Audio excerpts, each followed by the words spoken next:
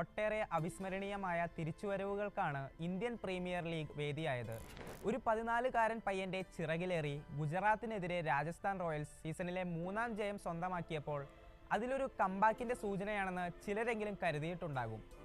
എന്നാൽ ദിവസങ്ങൾക്കിപ്പുറം ആ ചെറിയ വെളിച്ചവും അണഞ്ഞിരിക്കുന്നു. മുൻ ചാമ്പ്യന്മാരായ രാജസ്ഥാൻ റോയൽസും IPLന്റെ 18ാം പതിപ്പിൽ നിന്ന് പ്ലേ ഓഫ് കാണാതെ പുറത്തേക്ക്. ഇനി വരാനുള്ളത് ഔദ്യോഗിക പ്രഖ്യാപനം മാത്രം. ഈ പുറത്താകലിൽ ആരാധകർക്കോ ക്രിക്കറ്റ് പണ്ഡിറ്റുകൾക്കോ വലിയ അത്ഭുതമോ ഞെട്ടലോ ഉണ്ടാകാനിടയില്ല.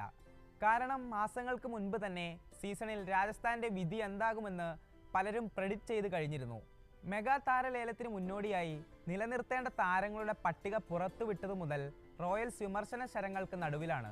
പിന്നാലെ കൈപ്പിടിയിലൊതുങ്ങിയ മത്സരങ്ങൾ വിട്ടുകളയുക കൂടി ചെയ്തതോടെ അനിവാര്യമായ അവരുടെ വിധി കുറിക്കപ്പെട്ടു. എന്താണ് രാജസ്ഥാന് സംഭവിച്ചത്? ആരാണ് ഉത്തരവാദി? മെഗാലേലത്തിൽ സംഭവിച്ച പിഴവുകൾ മാത്രമാണോ തുടർ തോൽവികൾക്കുള്ള കാരണം?